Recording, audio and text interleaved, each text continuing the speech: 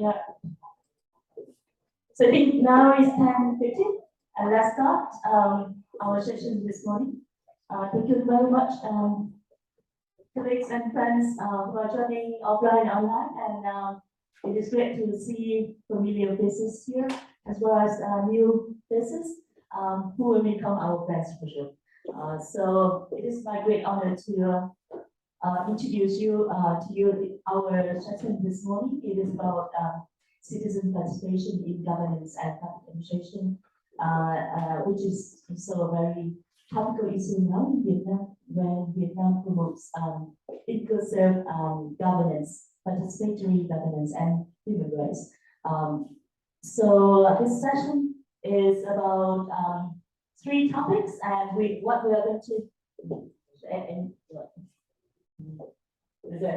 so what we are going to have today will be about my presentation, recapping all the findings that we found from our annual survey called the Vietnam Provincial Governance and Public Administration Performance Index, PAPI for short. And then we will have our colleagues, Paul Schuller, who will look deeper into one of the issues that we measured in our PAPI annually, that is participation in elections, and how women or men will be elected or voted by our voters, our citizens. And the third session, thematic discussion will be from Ms. Mo Pikuha, who will present to you our findings, which is also a follow-up on our PAPI regarding land transparency. And what we will hear from her is the findings from our sort of follow-up research, which captures how provinces are disclosing information about lands and land price rates. So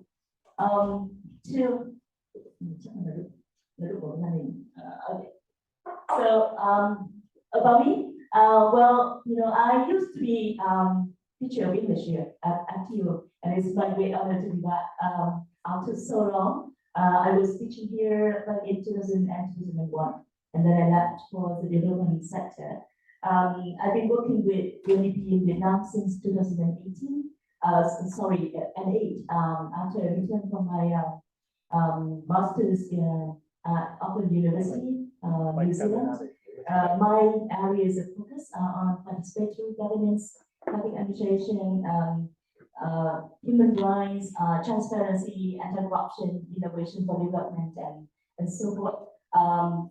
I've been leading the PAPI project since 2016, after being also one of the founders since 2009 of the tool to measure how citizens experience and with and perceive local governance performance.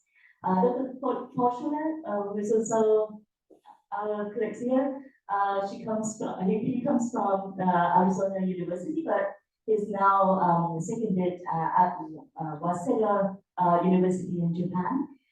He is a great thinker and so a great data monitoring person for us at the PAPI project.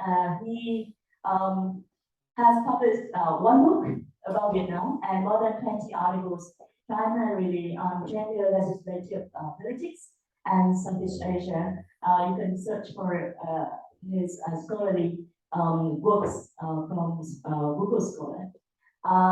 Ms. Ruby Guhar, who is Director of the Center for Education, Promotion and Empowerment of Women.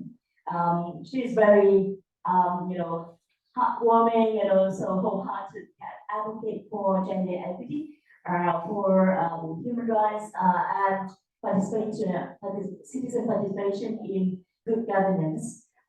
So she got scholarship to study on freedom of information at Norwegian Center for Human Rights in 2014, and she has been leading a lot of research, important research, on access to information on gender equity at CQ, and especially her areas of focus is on how to promote access to information and the enforcement of the access to information law in Vietnam. So welcome to our speakers today, and then it is my turn to present to you the first presentation.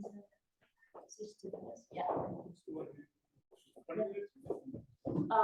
Let's go for 20 minutes, and then we have each presentation will last for 20 minutes, and then we'll have 5 minutes for immediate questions for the speaker, and then later on we will have an open discussion for the three papers together, because we have 2 hours, and hopefully we will go to lunch before 12:15.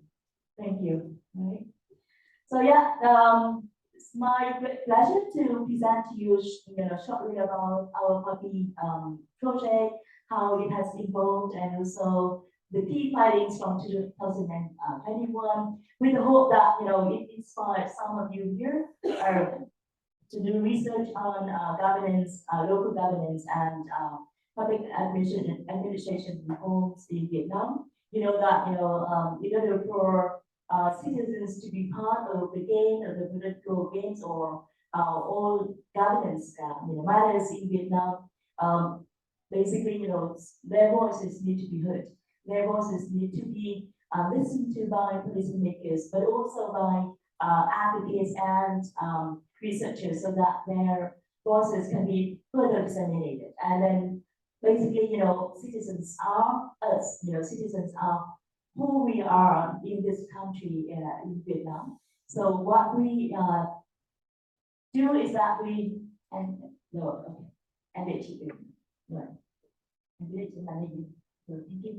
So what we're going to listen to today is it's snapshot of Puppy and its 14 years of development. So since 2009, and then the 2021 context that leads us to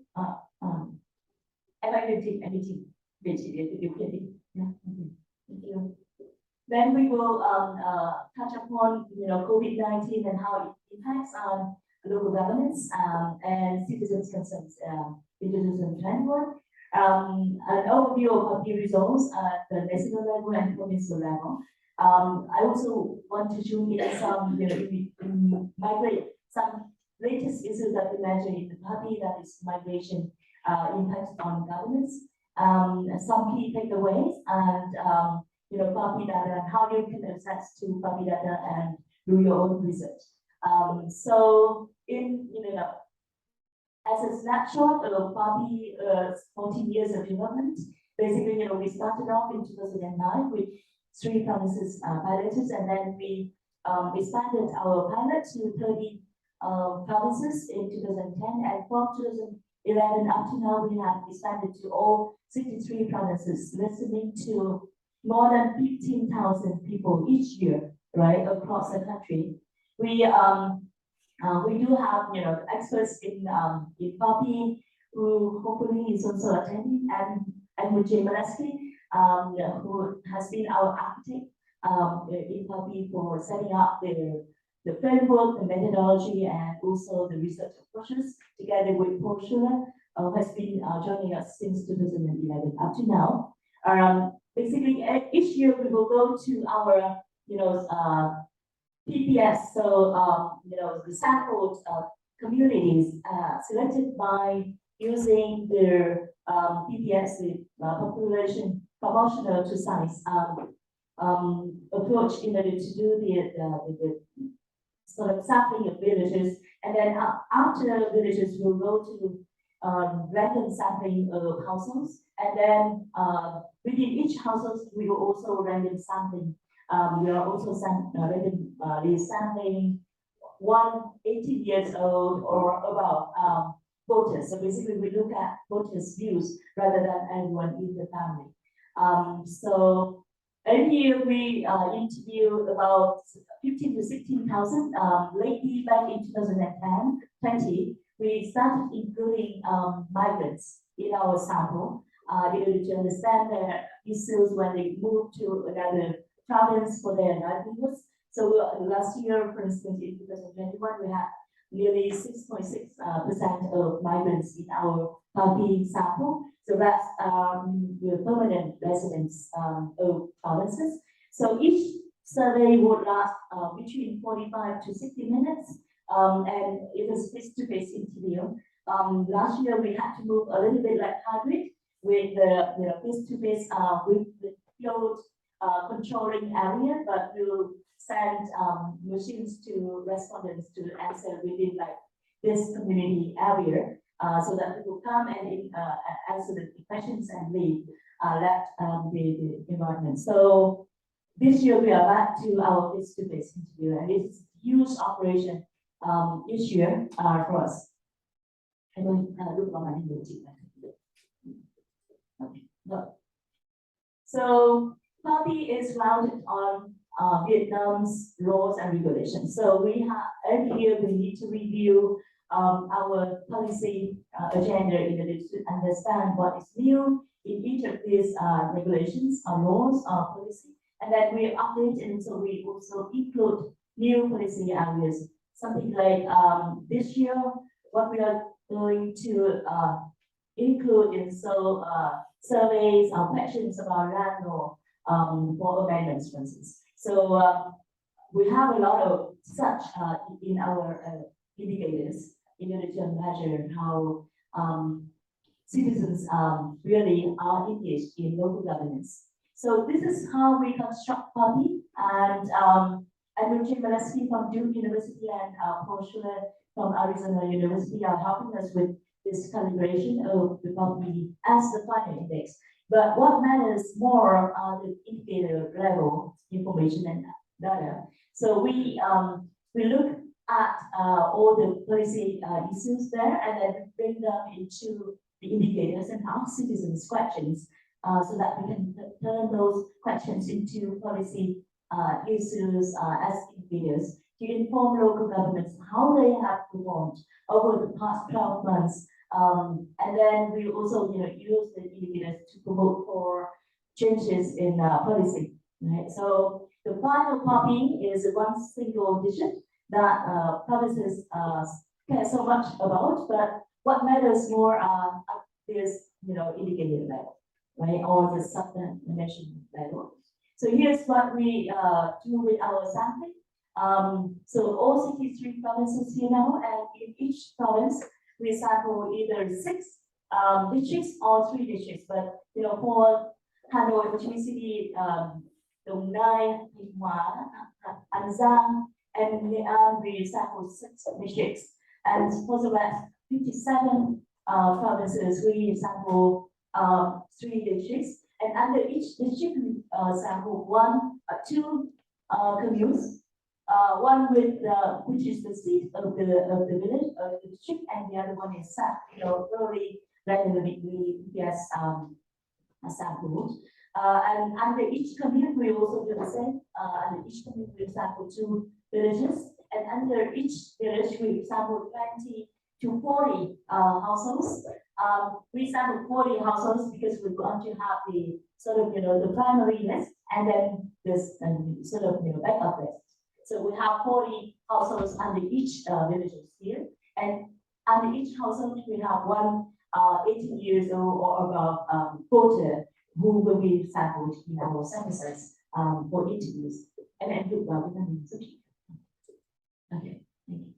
Right. So I don't have time to go deeper into this, but the presentation does have the kind of the information in that about the sampling framework. So here, as a snapshot, PAPI is a mirror for us citizens to reflect on how your local governments, Hanoi, Ho Chi Minh City, or wherever you are, with permanent residency or with temporary residency, to reflect on what they have been able to do for you or what they haven't been able to do for you. So in short, it is a mirror for local governments to look back into, to reflect on what they have done and what they haven't done, and then move forward with sort of reforms, innovation, or changes to the way that they are performing. Okay. Không thể cái này được, nhưng mà tại vì là em được vào là em được vào trước. So About the 2021 findings, we have the COVID-19 last year, and we also had the elections last year. So that's why Paul's presentation about election results last year would be very interesting for us to understand. We also have some initial discussions about land law amendment, and that's why we have the paper on land transparency that Madam Hao will speak about. And last year we also used our latest census data to resample the whole sample size for poppy. And this is the scenes that we had last year because of COVID. So the informant is invited to speak to the enumerator in Hanoi through the machine. So it is still a very private setting that we have this. So in 2021, because of COVID, then we have citizens who are more concerned about health and health insurance, poverty and hunger, economic growth, and GDP. So that those are the top three areas of concern for citizens in 2021, which is totally different from the previous years that we could track. So like for healthcare, it used to be at a very low level of concern, but then back in 2020 and 21 it went up to the top issue of concern. The same poverty and hunger has been always up as a issue of greatest concern, but then we saw what we saw in 2019 and 2020. Vietnam did pretty well in terms of preventing the whole country out of COVID. So the economic growth was kind of fine. But then in 2021, we see that poverty and hunger went up again, right? What we look at also is the concern from gender perspective. So we see that women are more concerned about poverty and education quality, but the children, which are different from men. Men care more about economic growth, macro level. National defense, growth quality and corruption, and it seems dispute. So that's a difference. And we also saw that last year, citizens are much more pessimistic about their household economic conditions than ever before. So in the past, they used to be more positive, but last year it went pretty down in terms of those who think that their economic condition was better compared to 5 years ago, and the number of people who felt that their economic situation got worse increased quite dramatically. And here's a maps that show the impact of COVID on income and jobs. So basically, we see that between 2020 and 2021, we see the increase, quite sharp increases in job loss and income loss for citizens.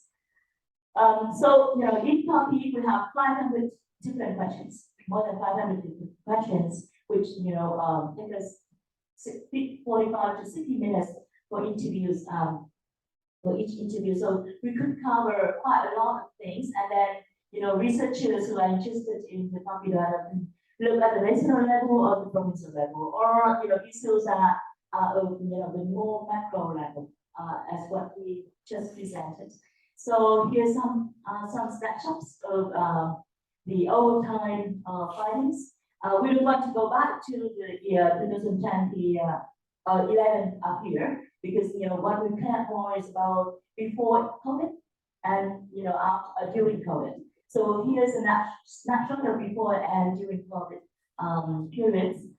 We see that citizens' experience with participation, transparency in local decision making, political accountability from governments to the citizens, control of corruption in the public sector.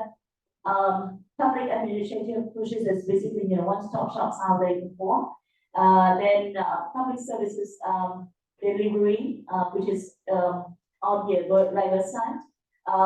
Environmental governance improve a little bit, and e-governance improves a little bit. So the first 5 dimensions, which are more on the local governance, and public administration issues. Here we see that they're going down in 2021, except for public service delivery.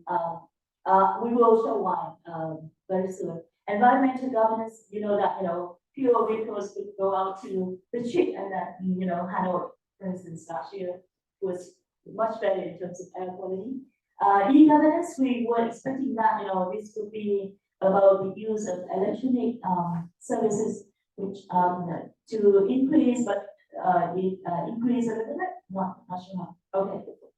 So here's some examples of why it's important to look at the land transparency matters, and Madam Hao will mention about that, and we will have the evidence for why this score was lower, right? And has always been lower than say transparency or poverty list.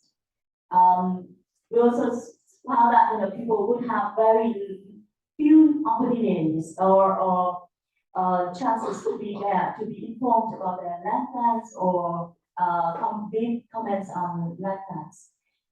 We would see that for the first time in 2021, control corruption didn't improve much because and as you know, last year there were a lot of problems with corruption, right? Especially in the health sector.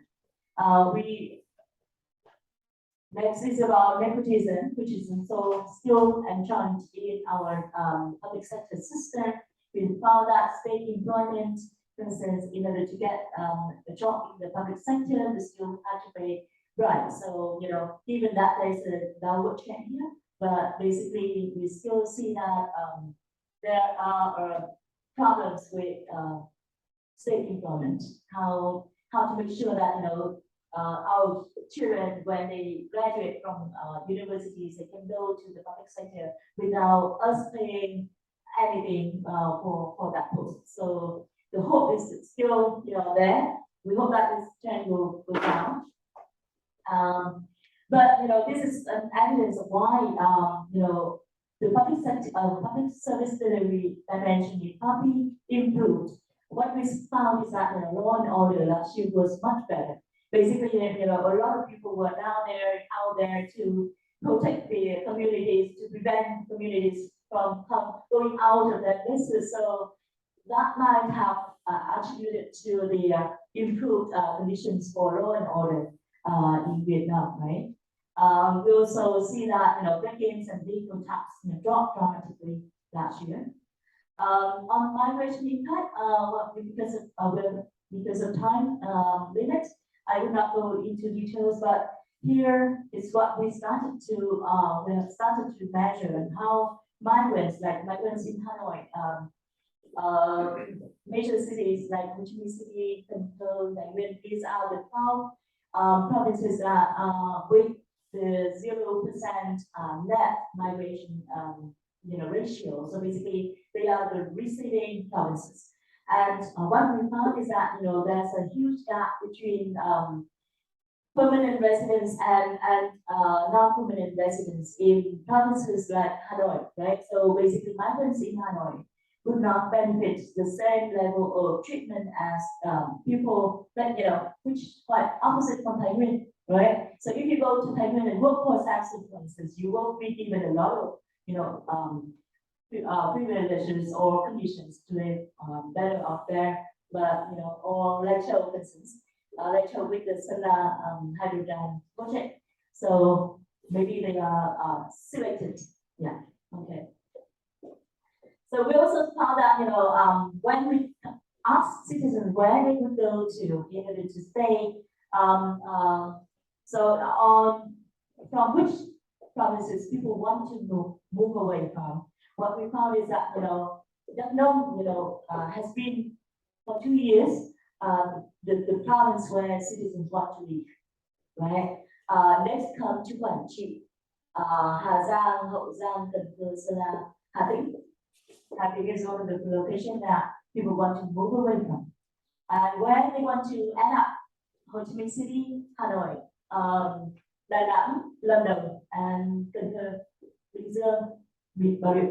So it's quite understandable, right, in terms of the choice. But what we found is that, family reunion is the key driver for citizens to make the decisions to move to Hanoi and Ho City.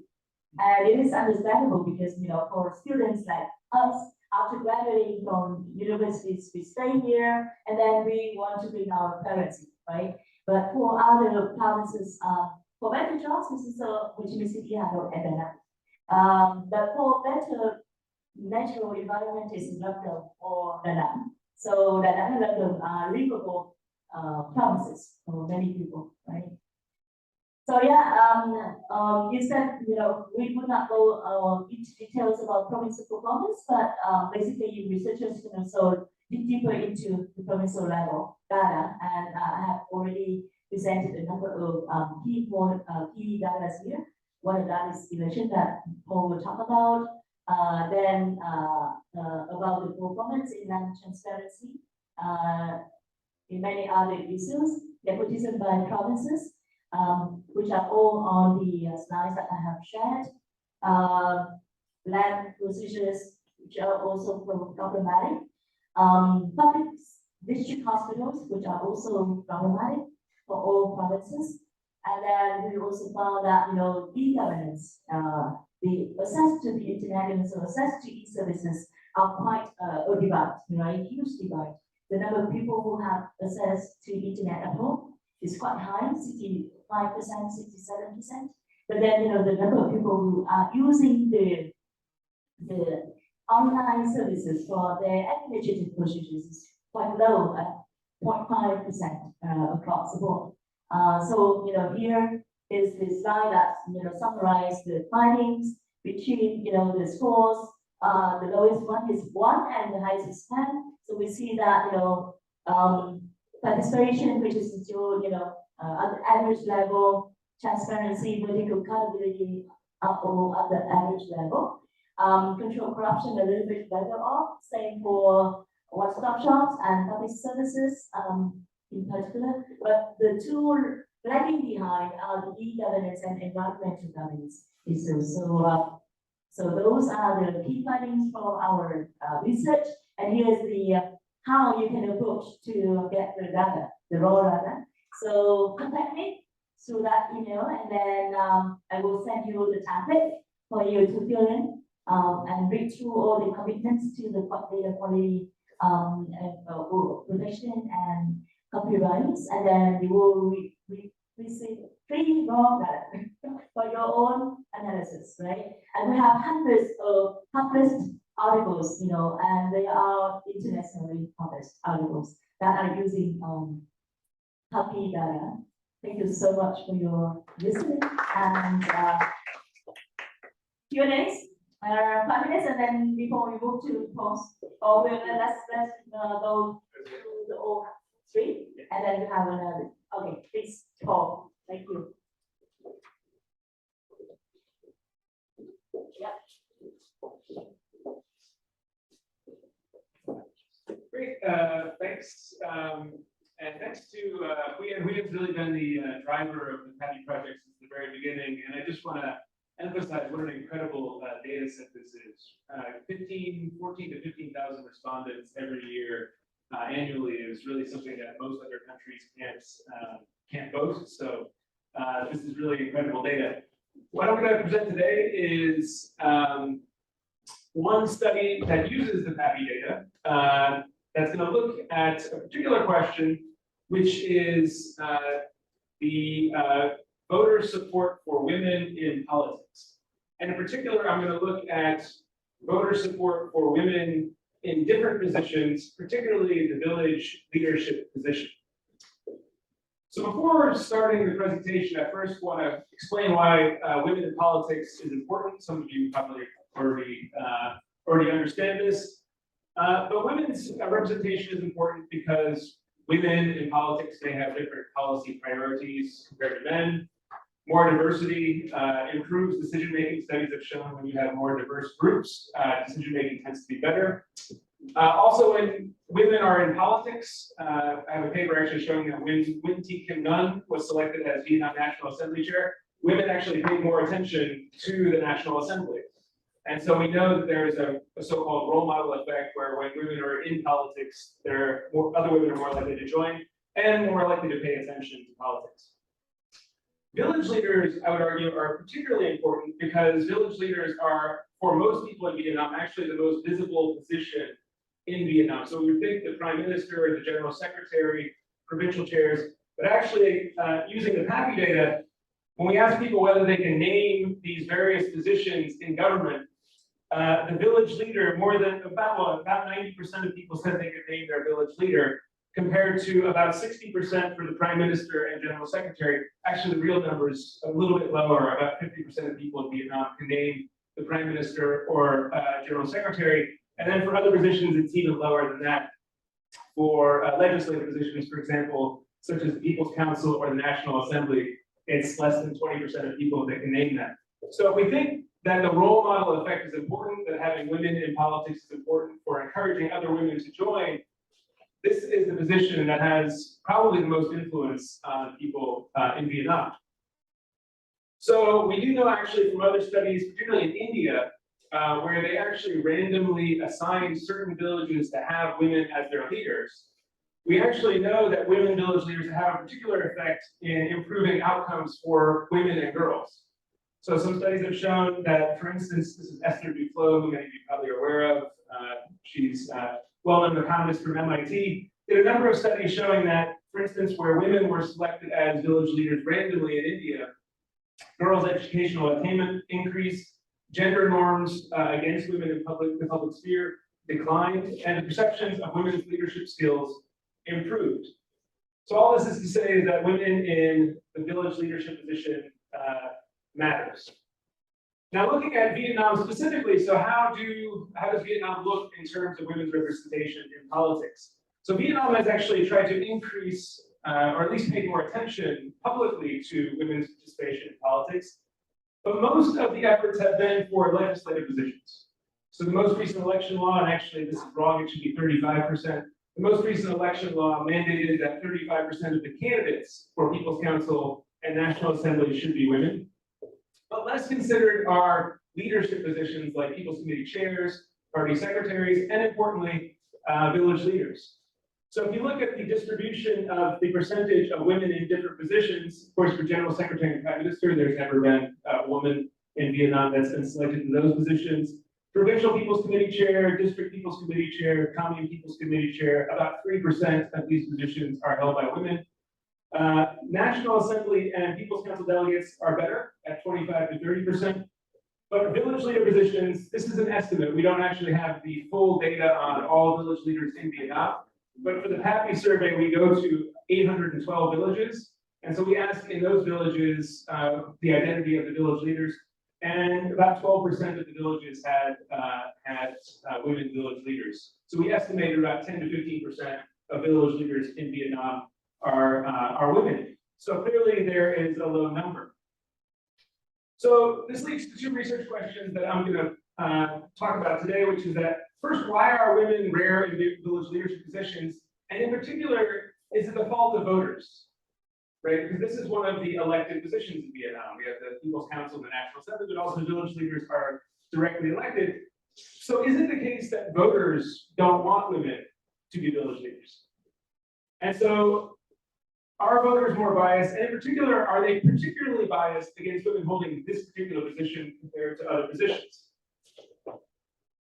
So there's a couple of different theories as to why people might not want women to hold political office at various different positions. One theory out there is that voters simply don't like women to be involved in the public sphere at all. So voters are simply hostile toward women holding any position. Now, if this is true, there shouldn't be any difference between voter preferences for women to hold general secretary position, provincial leadership positions, National Assembly positions, or village leadership positions. If voters simply don't want women in public office, the implication is that voters should be no more biased against women holding village leadership positions compared to any other position. A second theory is so-called role congruity theory. Role congruity theory suggests that people have stereotypes about the types of roles or traits that women have compared to men. One of those traits would be so-called agentic traits. Agentic traits are traits where People are supposed to be assertive, or people are supposed to use their independence rather than being more communal. And voters sometimes stereotypically assume that men have more agentic traits and women have more communal traits.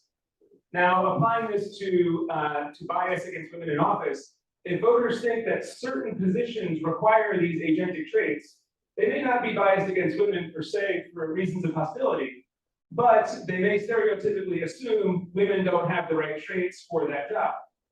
And if that's the case, we may see that positions where voters demand strong leadership skills, for example, or expertise in stereotypically male policy areas, we might think that they might be more likely to be biased against for those positions. And so studies have found, for example, that for legislative positions, people are okay with women being elected to the legislatures because they think more communal traits are required for those positions. But for leadership positions like People's Council, Prime Minister, People's Committee Chair, Prime Minister, Party Secretary, those require more leadership skills, stereotypically male traits, and then hence people might be more biased against women holding those positions. And so voters might be more, so if this is true, voters might be more biased against women village leaders if they expect them to hold more male traits. I have a little bit of a different theory, which is that I agree that with role congruity that people aren't biased against women holding village leadership positions because of outright hostility. But I also don't think that the role that people think village leaders should play is necessarily agentic or a strong leadership position. I think people are particularly biased against women holding village leadership positions because of the specific role that village leaders play in mobilizing contributions from other citizens, particularly for infrastructure projects. So it's not necessarily that they're supposed to be a strong leader, but village leaders have a different role than any other position in Vietnam, which is that they have to directly go to citizens in the community and to encourage them to contribute either labor or money to infrastructure projects. And so citizens may think, well, I'm not necessarily biased against a woman holding this position, but I think that other people won't listen to a woman. And if we need this project funded, we need this road built, we need this dam built, we need this irrigation ditch constructed, I want to make sure that whoever is organizing that is going to be listened to by others. No other position in Vietnam requires that kind of face-to-face direct interaction. People's Council delegates do interact with citizens, but their job is more to listen, not to mobilize, right? So Van Dong is a sort of very important role that a village leader would have. So if this theory is right, I would argue that first, voters should be more biased against women holding village leadership positions than other positions. And the second hypothesis is that this bias should be higher in rural areas than urban areas. And it should be higher in rural areas because in rural areas, the village leader plays a much more important role in mobilizing people to contribute to infrastructure projects. It's not as big a deal in urban areas where the higher levels of government are much more involved in constructing roads and infrastructure. So to test this, I used 3 waves of the PAPI survey. And the outcome that I looked at was, would you prefer a man, woman, or it doesn't matter? For a woman, would you prefer a man, woman, or it doesn't matter to be one of these different positions? And we randomly assigned the respondents to one of these different positions. One of them being village leader. So each respondent only got one of these positions, and then because we had 14,000 people answering the survey, we could sort of get a measure of who are people most biased against holding, which position are people most biased against women holding that position. And so these are the results. If I aggregate these positions into legislative, meso-executive basically means district, commune, or provincial leader, like People's Committee Chair, Prime Minister, or village leader, what you can see is that legislative positions, people are the least biased against women holding those positions. So it's about 5 to 6% bias. Compared to legislative positions, village leaders are 8 to 9 percentage points higher. People are 8 to 9 percentage points more likely to say they want a man to hold that position than a woman, or they don't care. Which means about 20% of people in Vietnam say that they don't want a woman to be village leader, which is only comparable to the prime minister.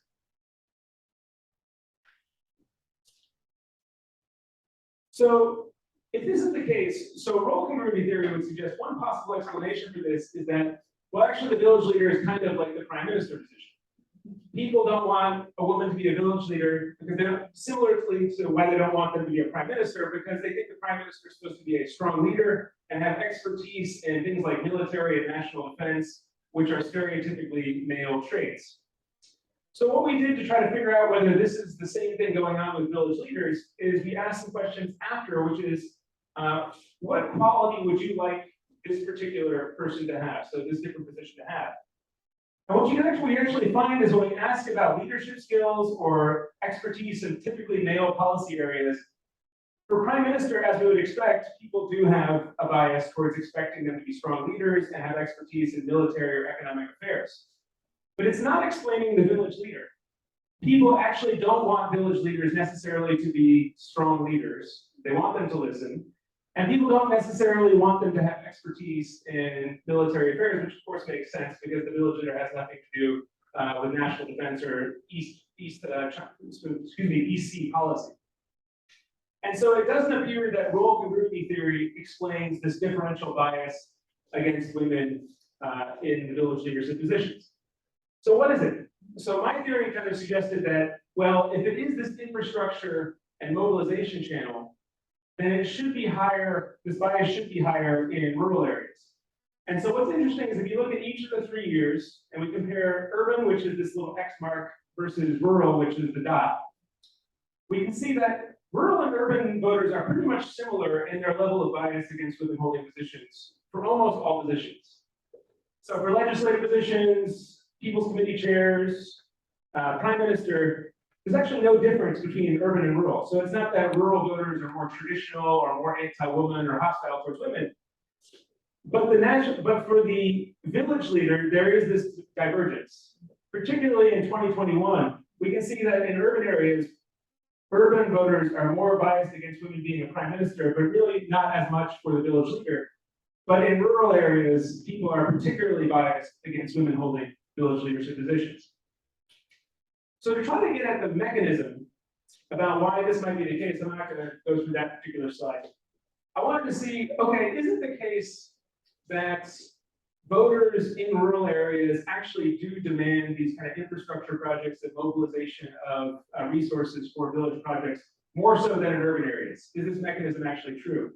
And so this is actually a sneak peek at the 2022 data because we added this question to the 2022 data. But we asked, what is your issue of greatest concern? Ian showed some results from previous years. But one of the issues of concern for many voters is road construction. And we look to see at different levels of government, what do you demand from those different levels of government?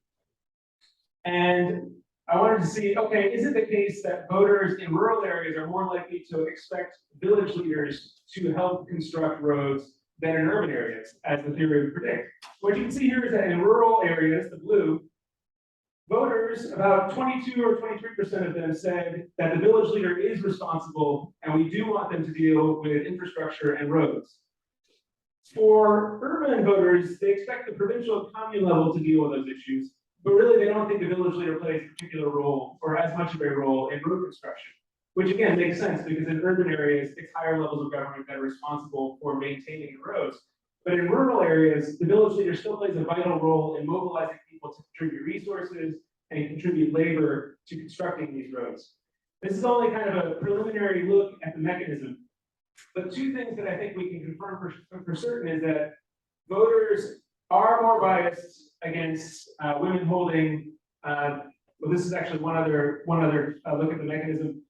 One other question we asked is whether voters in rural areas are more likely to be asked to contribute money to a local project, which would also be consistent with this idea that village leaders in rural areas are more likely to try to mobilize resources. And we can see about 10 percentage points higher in rural areas than urban areas. There's a 10 percentage point increase in the number of people in rural areas that are asked to contribute to local projects compared to urban.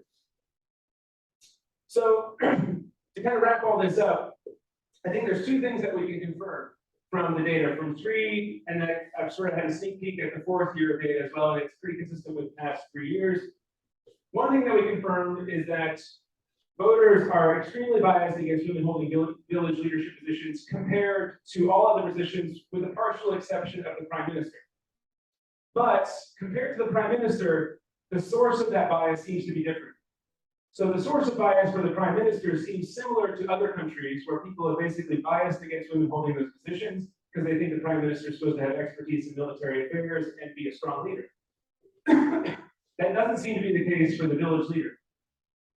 What we can also confirm is that this bias is higher in rural areas than in urban areas, and it's higher in rural areas not because voters are inherently more biased against women in general in rural areas, but in rural areas, they're specifically biased against women in that particular position. So there's a higher bias against women holding village leadership positions. What I'm speculating is the reason for this, and I don't have as tight sort of proof of this, but what I'm speculating is the reason for this particular bias against women village leaders in rural areas is because of this mobilizational role that village leaders are supposed to play. People simply don't find it as appropriate or as feasible for a woman to mobilize resources to construct infrastructure projects, which are much more important in rural areas than they are in urban areas. But anyway, that's a sort of a sneak preview into a paper that's still under consideration. So any ideas as to alternative explanations for why you think this regularity is the case would be very welcome, as I'm still trying to come up with a airtight theory to explain this. But thanks for your attention, and I look forward to the next presentation. Thanks. Thank you, Paul. I think that you have in room, very good people to give comments on on some of the initial findings, especially Madam Han. Please welcome Madam. Good morning, everyone. Yes, now I, on behalf of the teams, to present our findings for the experimental study on disclosure of district land use plan and provincial land pricing framework in 2021. Why we did this study, because the land conflict is a major issue that spans decades in Vietnam. You see, so complaints related to the land account for more than 70% of complaint letter each year. This is the data published by the government. And the lack of transparency and land use planning and implementation is among the main cause of land conflict. And also, it is necessary to enhance public disclosure of information on district land use plan and also the provincial land pricing framework in order to mitigate land conflict and promote good governance and in Vietnam. So I think this is like a general rationale for this study, but the important that, as we mentioned before, through 2020 and 2011, it seems there are only 1/5 of the informant who public confirm that they know about the district local land use of land. So that's why we did this study to find the answers for this result for more than 10 years already. So we use the 4 methods for this study. The first one is the review the situations for land, the disclosure of land information through landlord and also law on access to information. And the second method is the review the disclosure of information on land use plan at district level and also land pricing framework at provincial level on the portal or website of provincial and district authority. We call the provincial and district people committees. Yeah. And also we sent our request for land information for local agency, state agency at district level. And the last one, we developed an e-portals about disclosure of land information and surveys user satisfactions with the about the land information on our we call it land request. So these are some initial findings. You see, we found that through review of the website, all of 63 provinces, and also the 704 districts in the whole of our country. So we found that only 337 out of 704 district agencies have a publicized district land use plan on their importance in 2021. So this is why we review this, because in the land law it was regulated that the district state agency have to publish the district land use plan on their website or in portal. At the provincial level, we found that there are only 7 out of 63 provinces and municipalities have a public provincial land advising framework of their importance. So you see, the number shows and also show that why only 1/5 performance in informant receive land information. Yes, and not only the non-disclosure of information, but also for the agencies that publish the information, but the information publication is not timely. You see, so among 337 agency at district level publish the land information, but only 123 is public timely. So at the provincial level, among 7 people committees, and there are only 2 public timely. So we found that some, not some, but a lot of district and provincial people committees publish the information in public information for the land information for the 2021, but they publish at the end, the last quarters of the 2021. Yeah. And the second finding related to sending requests for information, you can see here we among 700 districts we divided in 5 groups. The first one is controls group, and the second one is a district sent by a researcher, and another one by a lawyer. Another one is by ordinary citizen and real estate agent. So for people, 5 people with the forums to send information request to district government. So we found. So yes, and you see, in general, there are only 70.5% provide information, and it is like a response and also refuse to provide information, and the rest, no response, from our request. So this is for real estate agent and ordinary citizen, lawyers and researchers. But surprised that the lawyer, in our imagine the lawyer maybe get the response much higher than the others, but finally the ordinary citizen, receives the feedback highest among the 4 people here.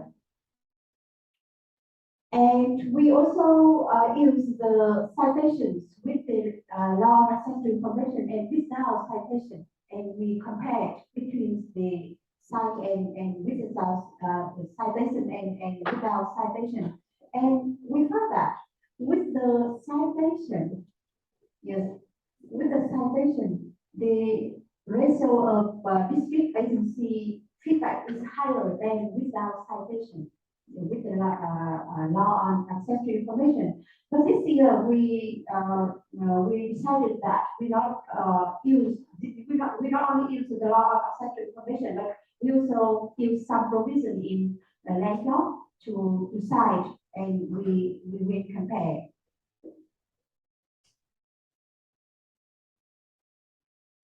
Yes, and through this two methods, we also find some other through our observation. Yeah, we found that the most civil servants at the district level are quite polite with our communication, except for one who had a bad attitude towards the researcher. They show some what like looked out the researcher, yes, because she is a young people, a young youth, but the civil servant told her that, "Wow, you are quite young. Why you don't use the internet to find the information you want?" And there is a confusion about agencies with the responsibility to provide information. So, for example, the civil servant will not ensure which department or which unit are in charge of responding to the citizen or providing information requested by the citizen. And the most agency responded providing only decision on the approval of land use plan. You can see because by the legislation in the land law, there are four kinds of documents have to publish on the website, but only some district committees, people committees disclose the full package of documents, but others they only publish the decision to public information only, but without a document approved by the local leaders. So that's why the most agency responded providing only decision of the approval of land use plans without the other documents like map, like details of the plan, something like that.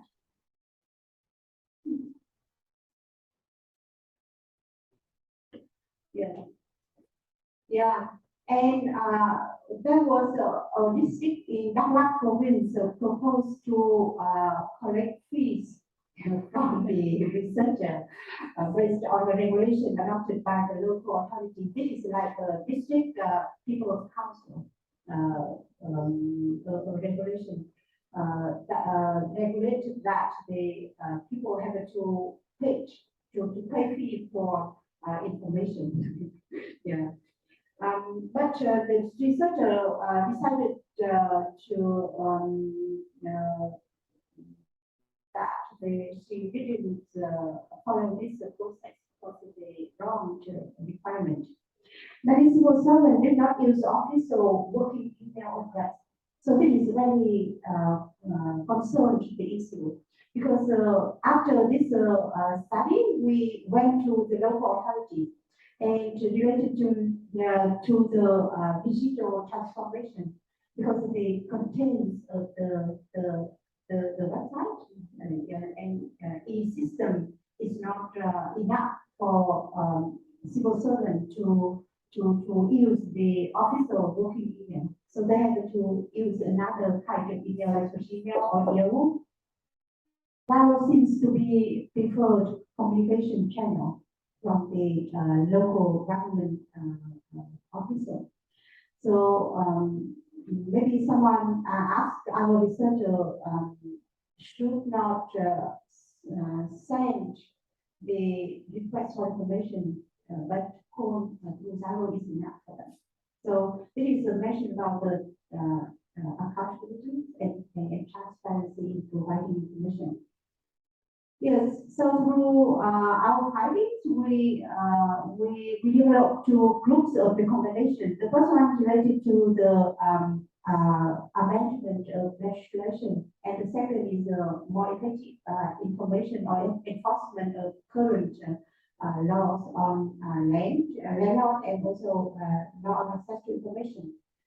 So we for the amendment of laws and policy, we think that the state government should amend the provision on scope of and the responsibilities for provision of information in the 2016 law on access to information. Because in this law, the regulation that the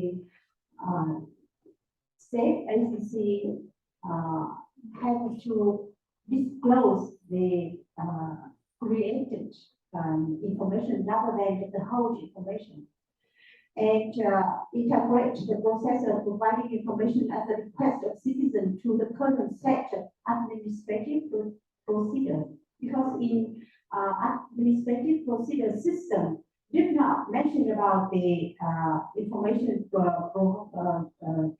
disclosure and provisions to the citizen, and supplement the regulation of publicizing the public sector of land use, land government, or land pricing framework in the specific categories in portals of local government. So with this recommendation, as we shared with me that when we printed 500 copies to distribute it to our deputies of National Assembly in this term, to prepare for the amendment of land law in the next year. And for effective enforcement of existing laws and policies, we make some recommendations to people committees at the local level to implement the regulation related to the what each state agency must do for information disclosure and also information provision to request by the citizen. So this is our recommendation. So thank you so much for listening to my presentation. And so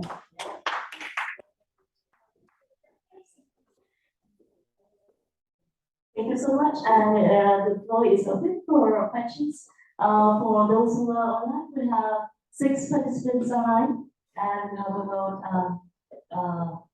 have about 8 here. So please do raise questions to our speakers and myself. Thank you.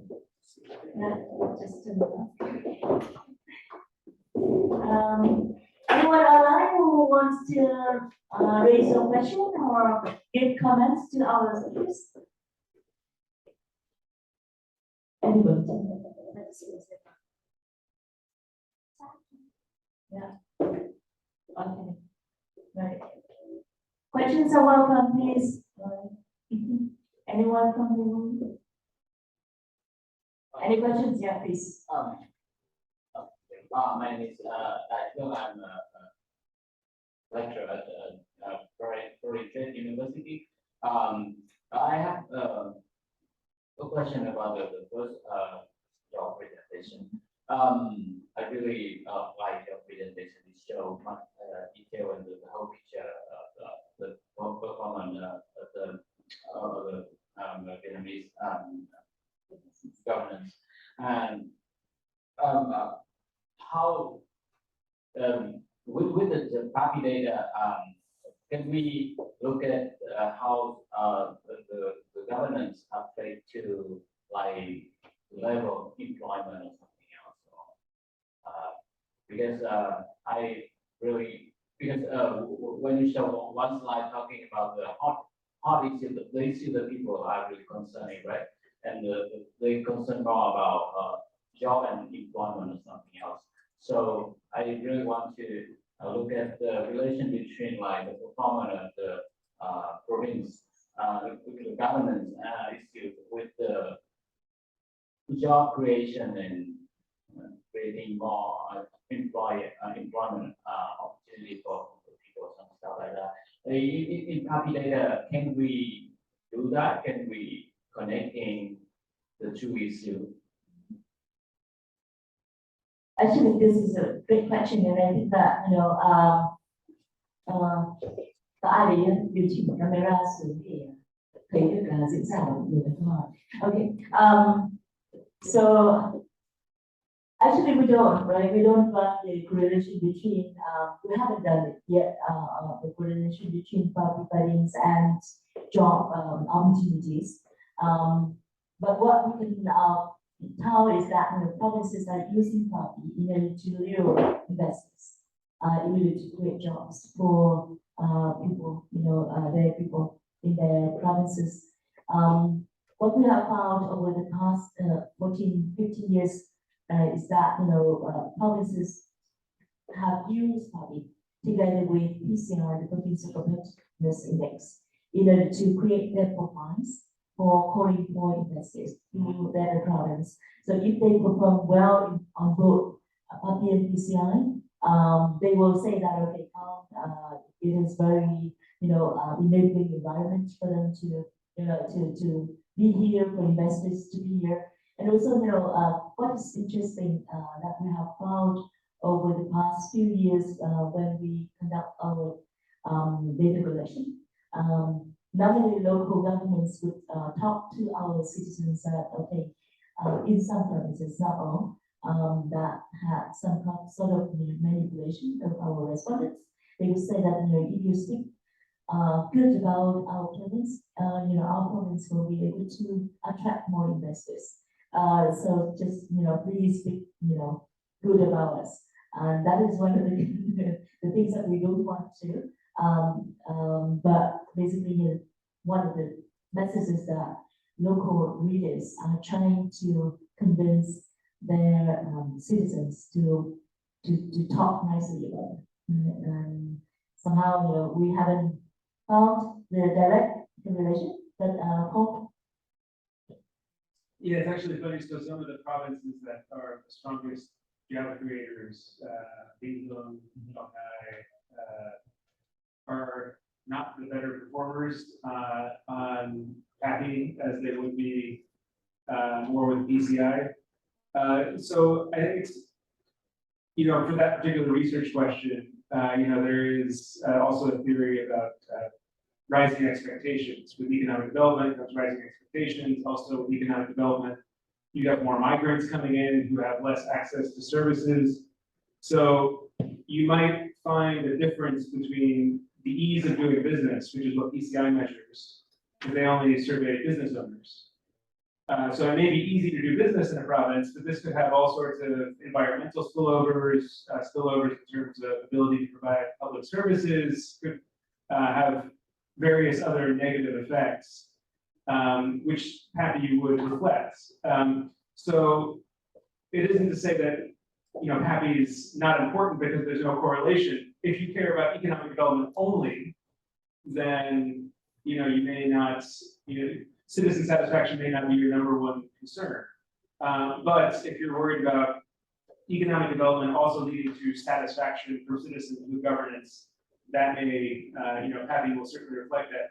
There is one other thing I would note, though, is that corruption, which is probably the one PAPI indicator that would have the best correspondence to good outcomes, that in public service delivery. So public service delivery would measure roads. So infrastructure and corruption would be tightly correlated with economic development. Those two indicators do actually seem to do better in the provinces that have grown better. But some of the other indicators, participation in elections, vertical accountability, transparency in land, some of those other issues, it's more of a mixed correlation. But I think that makes sense at the same time, right? I think there's reasons why we might expect that to be the case. Yeah. Is there other database that can link with easily link with the party in order to do further research? Because this one more on citizen satisfaction with the governance at local and at the central level. Can we, for example, link with Vietnamese, like living standard survey or something else? In that case, you recommend how or which standard way that I can use? A great question. Actually, we do have, some researchers, right, like with who has used Puppy to run to get a correlation with VHFSS, the Vietnam Living Standard Survey. Some colleagues also are using Puppy and PCI, the Provincial Competitiveness Index, to define the correlation. Like, what we also do in our Puppy annual reports, we also try to run the correlation between the two, but we don't look too much deeper into the indicator levels, for instance, or the dimension levels. But we also see that those are performing well on PCI or economic governance are more also likely, but not very sharp, right? There are values quite low, like 0.04 last year or 0.06 some years ago.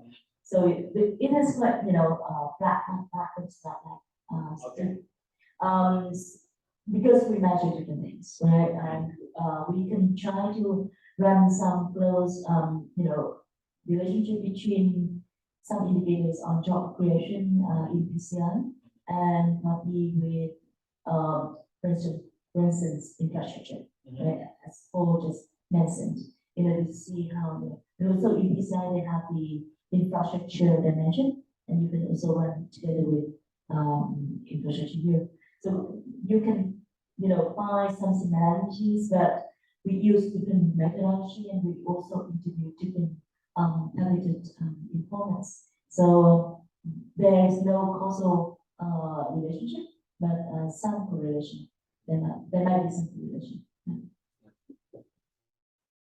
I think if you were going to connect the PAPI data to other data sets, PAPI data is supposed to be representative at the provincial level. We do interview about 60 participants per district. So if you did find district level data that matched to the PAPI data, you could potentially get down to the district level. But probably if you want to match PAPI data to anything else, the province would be the unit of analysis. So, if you had provincial GDP or growth numbers, or if you had VHLSS data, for example, which also uses a similar sampling strategy, they go down to different villages, they have this sort of clustered sample design. You probably want to aggregate, so their sample is not going to go to the exact same villages that we go to. Yeah. But if you aggregated it up to the province level, the PAPI data is supposed to be representative at the province level, which is actually pretty impressive. That's why there's 14,000 respondents, because you need to have at least 200 to 300 people per province to gain a representative figure. So with that, you can credibly match the PAPI data at the provincial level to whatever other data set that you might have that measures things at the provincial level. If you get lucky, you might try to do the districts, but that's probably a bit more dubious because the sample size is smaller at the district level, and the chance that you're going to have data in your parallel data set that exactly matches the districts that we go to would be a bit lower. Yeah, that's good. And also in your presentation about the migration, most the popular destination for migrant is the top 5, right? Which is City, Hanoi, and Victor, and another one. It's not surprising at all. But the reason that they go into there is for like family reunion. Yes. That's surprised me. Yeah, and do you think that reason is reliable? I mean, of course, when people moving out and working in Hanoi or some Ho Chi Minh City, they may advise their family members coming to their, living with them or some stuff like that. That story, is that popular? I mean, are there many stories like that? People mainly, move to finding a job or starting business, some stuff like that. it's more, to me, more convincing rather than I want to live with my family and then I, move to Ho Chi Minh City here. Yeah. Actually, the family reunion is the top reason, but we also, have other reasons like job opportunities, right? So for Hanoi and Ho Chi Minh City are the locations where people want to go to have, family reunion or jobs, right? The jobs we also find it in the now.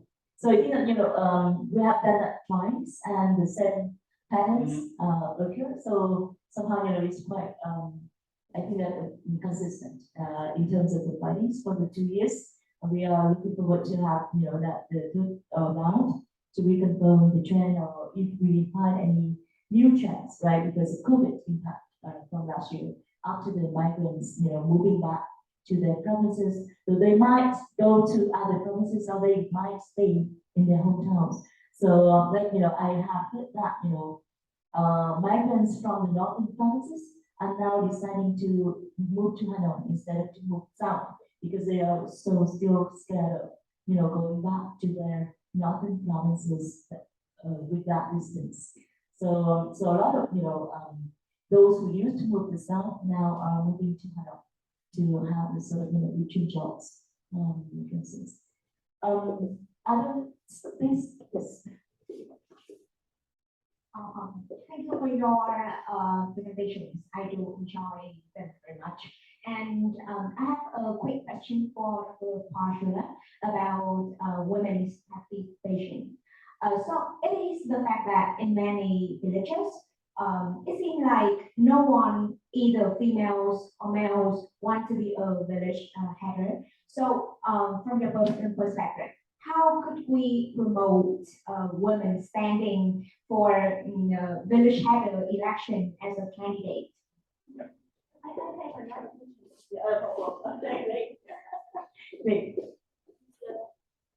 I didn't hear that. You mentioned the ways that communal authorities appointed someone as a candidate for village leader, because there's only one candidate for each village to be elected or selected. So this point, did you mention this point in the transparent? Yeah, those are both great questions. So my convenient answer is that wasn't the topic. It was sort of my point. So I was looking more at whether the voters want a woman to be village leader. Now, of course, even if voters do want women to be village leaders, the commune may still only appoint men for those positions. So there's two factors that impact the number of women that actually hold village leadership positions. With that said, I think the commune is still probably somewhat receptive to the preferences of citizens, even if they only have one candidate per village. They probably don't want to appoint somebody that the villagers hate, right? If there's a number of people. So I think even in cases, and we do see a decline, actually, we've measured this in Tabby, there is a decline in the competition for village leadership positions. One of the questions that we've asked since 2011 is, was there more than one candidate for the village leader? And that number has dropped. It used to be about 50 to 60%, and it's dropped to about 30%, which is surprising because this is a bad score for the province, and the provinces have been trying to improve their scores. This is one score that's actually going down, and it's actually kind of part of a policy, right? Because they're trying to appoint the party secretary to simultaneously be the village leader. So that's certainly the case. But I think it was still interesting to see what the voters themselves want. And in terms of trying to increase the number of women in those positions, one thing that seems to be the case is that economic development and urbanization seems to be naturally improving the degree to which these voters are okay with women holding those positions. Because when in the urban areas, the role of the village leader is much more about listening to citizens, transmitting their views upwards, not so much about controlling or managing or acting as a mobilizing force for the village. So that's part of the reason I think that we see more voters in urban areas being more accepting of women to be village leaders. In terms of policies, India has the best policy, which is that you just randomly force some villages to do it. This would suggest that voters might be a little resistant to that. And actually, in India, that is also the case that voters are. It improves outcomes for women, but there's also a bit of backlash, where voters actually grade the village leader more harshly if they are a woman, and are in some cases less receptive to having future women village leaders if they got a village leader. So it does improve outcomes, and it's a good way, obviously, to get more women. But at the same time, there is kind of a backlash effect. But outside of a quota, I don't, and Vietnam has done a quota, right? They have a quota for the National Assembly of People's Council. So it's certainly possible that the government could do it. They're mandating that they all be party members now, so there's no reason why they couldn't also mandate that 1/3 of the village leaders should be women.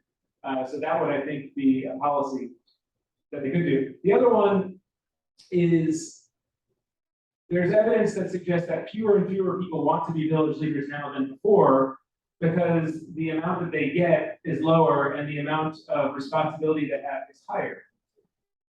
Now, if women have more burdens at home than men do, and that's the case, women do more work in the household than men do, and if it's seen that women should be attending to those duties more than men, if this job requires a lot of free time or sort of voluntary labor, that's going to punish women. So the degree to which this is a voluntary kind of position that you need to use your own free time for is going to systematically punish women more than men. And so making it more of an official position, still elected, but making it a position that has a sort of more stable salary where the demands are reasonable that you could do during normal hours. Any kind of formalization of the position would benefit women and potentially increase the number of women in that role. So those are a couple answers. I think that I can provide some additional information. One of the reasons why we have few women elected to British House, for instance, and there has been a policy from the Communist Party of Vietnam to appoint British House who must be party members since 2018, and by the population of party members in Vietnam, only 33% are women. So majority of them are men, and that's why when they are elected to, or they are nominated to become the candidates for village heads, the tendency is still with more men available than women, and of course with the social biases that Paul mentioned, combined with the policy, somehow women are in a much less favorable positions now to become village heads. Yeah, so it's both policy and also social biases combined. Chị có câu hỏi gì không? Trước khi em chuyển lại. You have a question? My name is Jenna from French University, and I also specialize in the international investment, and although the paper also very interesting, and I think they are very useful for not just the government but also the foreign investor, foreign enterprise. Because cover all the information they can know and decide what to do to visit the best, which is the specific location in Vietnam. So I think it's very interesting. Thank you. Thank you so much. Actually, Cafe App, a newspaper for businesses a few days ago, had an article using our party data to say that London is the most attractive, places, among the top 4 as a location to come because it's a natural environment. So they wrote a long article promoting London as a destination for investors. Yeah, and the atmosphere, natural environment is nice, and also location why is this so nice? The roll-along one. Thank you. I have a question for Paul. The topic is really interesting to me. So I just concerned about the way you transform your expectation of your prediction to the hypothesis, because when we of course we can observe that there is bias against women in leadership in all area, but when you compare between rural area and urban area, there are many factors that are affecting the ratio of people having bias. For example, when you explain by using like the reasoning in infrastructure, the project in rural area are more than in urban area. That would be one way. But how persuasive is it? Because there are many other reasons too. For example, in village, because I am currently living in village, in the outskirts of Hanoi. One of the main reason is that men holding leadership is that there's an issue of families dominating village. There's a village. In a village, there are several main families, the big families, and then they usually appoint the one who are in the main family, and then they are usually males, not female. So that's to me is really strong reason why that rather than doing infrastructure project. Of course, they always went out or come to each household and asking people to donate money and other labor for infrastructure project, but for other reasons like the one I just recommend you may spend more time. Kinship and class.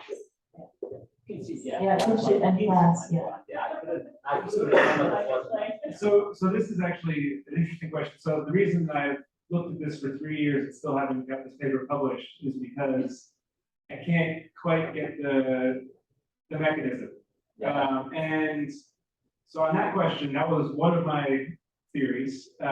So on the most recent PAPI, so I have actually two different arguments. One is that the position is much more traditional in rural areas than in urban areas, whereas in urban areas it's more bureaucratic, where in village areas it's based on tradition and in traditional norms, it was always a man as village leader. And so they simply carry on the tradition. So I did two things this year to try to get at these mechanisms. One is we asked the question, how important is it for this person to be from a prominent family? That was one question to get at your hypothesis. And then the other one we asked is, if traditional norms are more important and driving this difference, I asked whether or not there was a temple in the villages. As you know, in Vietnam, after 1945, some villages got rid of temples and some villages they didn't. And so I surmised that tradition would be stronger in the areas where the temples were retained. I found that where the temples remained, there was less bias against women village leaders, opposite of my prediction. Interesting that my theory there is probably that women actually were the ones that tried to maintain the temples when they were being destroyed by the communists, because even though temples privileged men, women were more likely to support keeping the temples. So probably the areas that kept temples had stronger women in them. So that anyway, that theory didn't pan out. And the other theory asked me about the importance of having a relative in those positions. I didn't find any correlation there. So it could be that my measure's not very good. So this mechanism about sort of roads and mobilization, I have other data that I'm looking at, qualitative data on what they think this position should do. We asked an open-ended question about what people think the role of this position is. So I'm looking to try to see in the open-ended answer, what did people in rural areas say that the village leader is supposed to do? What did people in urban areas say the village leader is supposed to do? And try to get at it that way. But so far, I haven't been able to find concrete evidence of your hypothesis either, but I haven't also probably figured out the best way of testing it either. It's kind of a hard, I see. it's really hard because I think it has something to do with tradition. But if it is tradition, it's just so ingrained in people's head that it's hard to figure out a survey question that would pick it apart, right? People just think of village leader and they automatically associate it with men. And people don't even know why, probably they think that. So it's really hard in a survey to kind of get that out, but those were some of my attempts to deal with that. And so far, not so convincing. Well, I think that, there's another piece of information that I could share. Just a few weeks ago, Hà and I also were in our discussion on women in politics. And what we found was that actually from our data collected every year, with thanks to our partner in Public Research Securities to collect facts, factual information about villages, whether or not it's a man or women, right?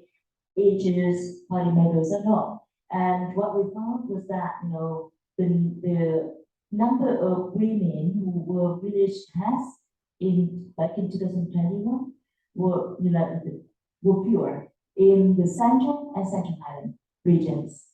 Were more in the southern region, but more or less in the northern regions. So, but I think that the social biases against women might have been stronger in the central region, starting from Thanh to Lâm. So the number of women there that like this, like three, compared to the Red River region or the Mekong River region. It is quite interesting. If you look at I did that graph. I can share with you.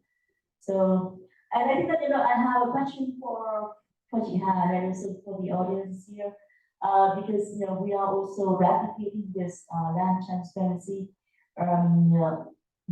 exercise this year, and we also look at how to improve our methodology. So we would like to hear your recommendations on what we should improve, not only from the participants here, but also from Paul, so that we can improve the quality of the research. Yeah.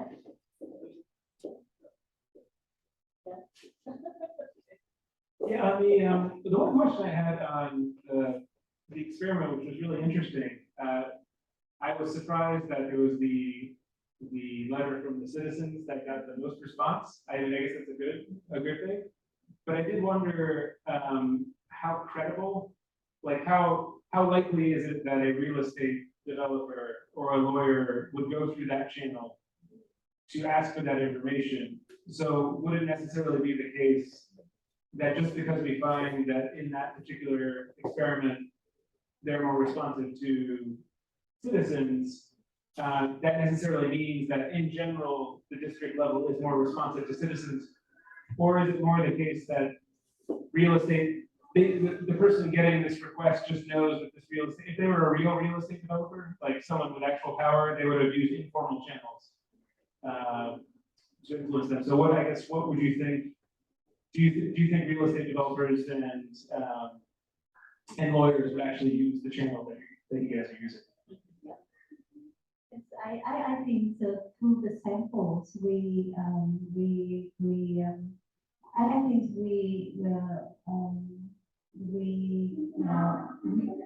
divided some districts like randomly by expert on data. Statistics, yeah, divided such district into five groups randomly. Yeah. And the estate is the real one, yeah, and also citizen research. All real. All real one, but not don't break it or something like that. So I think the credibility of the statistics is quite strong through the ways what we choose samples inside, and the real one to play on their roles, but not fake. And carefully send to the request with citation, and also with citation based on the one provision in law of something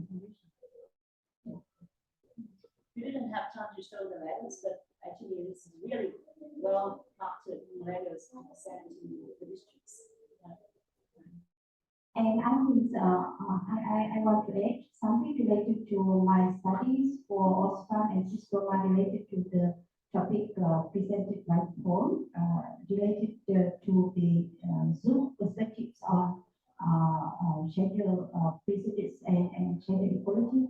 And the same with the what Paul presented to us, that among young people in 5 universities, 2 in Hanoi, 3 in Hanoi, and 1 in Iran, and 1 in Ho Chi Minh City. Yeah, there are for 26 for 3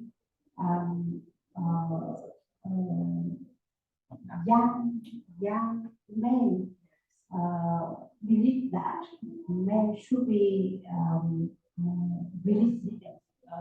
Yeah, you see, among young people at university level. Yes, and in total there are 29% of informant confirm that the male should be the village leader, and also 25% confirm that the male should be the principal. Yeah, yeah. So interesting the findings from other side. Not only at the village level, yeah, but also among young people at the university level, they still keep the gender balance. Well, so maybe we will need to wait until ZZ generation, not only Z generation, to have the sort of a change. So any other questions for us?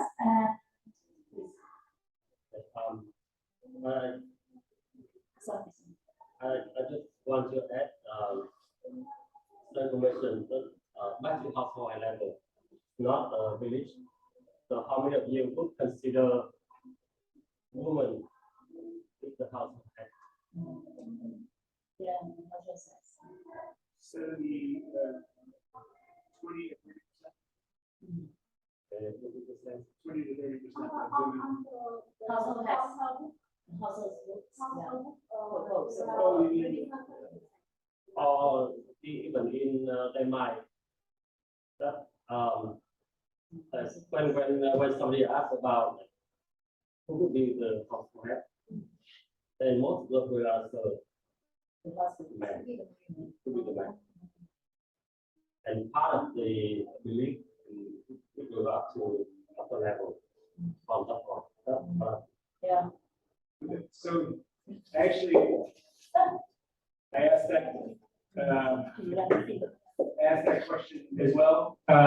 And so we asked, there's 2 ways of making village decisions. You can have votes where everyone has their own vote, or you can have household votes, where only the head of the household votes, for instance, for like a type project, right? When you have to get the villagers to vote, 50% have to say they agree with this project.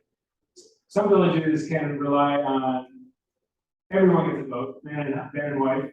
Some rely on household head.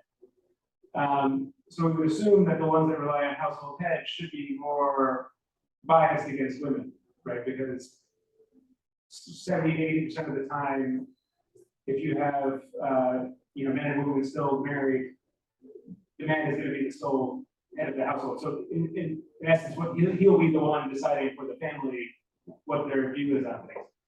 So I looked at that and we asked a question about whether or not, which voting procedure did they use for village decisions. And it didn't show that the bias was higher in the areas that use the household head as the voting mechanism. Again, the survey indicator might not be the best way of doing that, so it could still be that you're right, even though the survey indicator didn't show that. But yeah. So I think that one, and also this idea about, it's sort of similar to his argument about head of household or head of family lineage. I think are kind of similar. But I can find a way to prove that. So Any other burning questions that you wish to raise to us? And if not, then I think that we can go into a closure of this interesting session. Thank you very much for being here with us this morning, and then hope to see you again tomorrow at the same time for B201, the use. Oh, yeah. Oh, yeah.